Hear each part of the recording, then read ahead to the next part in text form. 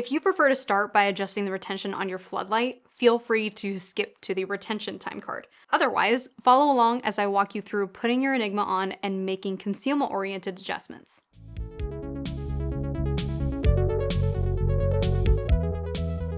Start with your faceplate facing out and the holster against your body. Your fidlock buckle is magnetic and secured with a locking system. Once your buckle is secured, it can only be released by pulling the tab forward towards your faceplate. Make sure to release belt tension before attempting to release your buckle. This will extend the life of your buckle. Your belt also has a tri-glide. If the tri-glide placement is uncomfortable, simply slide it to its ideal placement. You will find 2 leg leash options in your Enigma packaging. Our single point leash will be attached to your Enigma. Please refer to our complete leg leash guide here.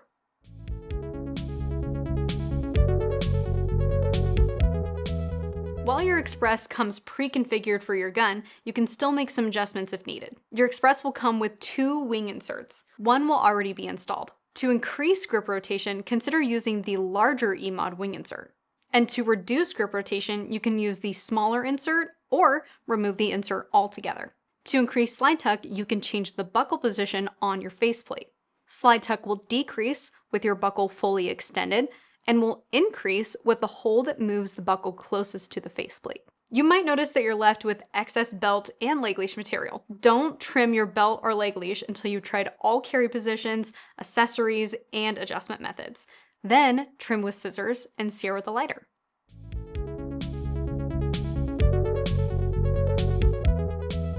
Setting up and adjusting the floodlight properly is really important for how it's going to fit and perform with your gun. So in this quick start guide, we're going to go over the important details for fitting your floodlight to your gun and adjusting it to the performance you want. First, it's important to note that the shock cord plays a key role in this whole process. It's an active component to how the holster fits and how you can adjust it. You'll notice that your floodlight came with a gray shock cord and a red shock cord. The 2 separate colors are not there for aesthetic preference, but for a very specific purpose. The gray shock cord should be suitable for most guns. The red shock cord is longer and therefore is used for larger handguns such as the P320.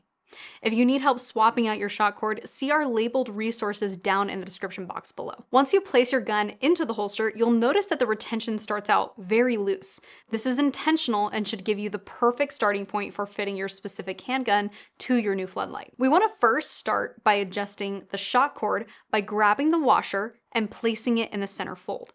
For slimmer guns such as a Glock, Beretta, 1911, or 2011, we recommend starting with both sides of the cording in the center fold.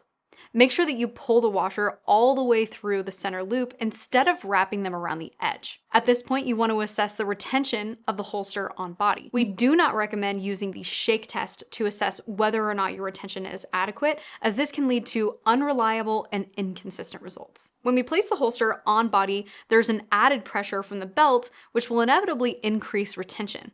If we test retention off body, then we miss this key part of the process and can end up with undesirable levels of retention. Note also that you'll want to avoid fishing the gun into the holster, as this can result in you muzzling your pelvis. The best way to avoid this is to index the light in the holster first and then rock the muzzle inward like so. After you've tested retention, you might find that it needs more or less retention. For less retention, remove one side of the shock cord from the center fold. If not enough retention, you can then move on to evenly tightening the screws on the mod wing half a turn at a time until you start to hear and feel more of a click into the holster. Avoid tightening the screws on the mod wing so tight that the rubber spacers begin to over-compress. You should be able to get adequate retention without over-compressing these spacers. The key part of this process is to begin with the shock cord and ensure that you're tightening each screw on the mod wing evenly. Achieving great concealment with your Express might take more than simply placing it on your body, but we have created a full library of tutorials that walk you through every aspect of your concealment journey. To get started on dialing in concealment on your body type, we recommend starting with our concealment education in the Learn drop-down menu on our website. Finally, keep in mind that we have a wealth of free resources here at PHLster, including a twice-a-month live Enigma tune-up class.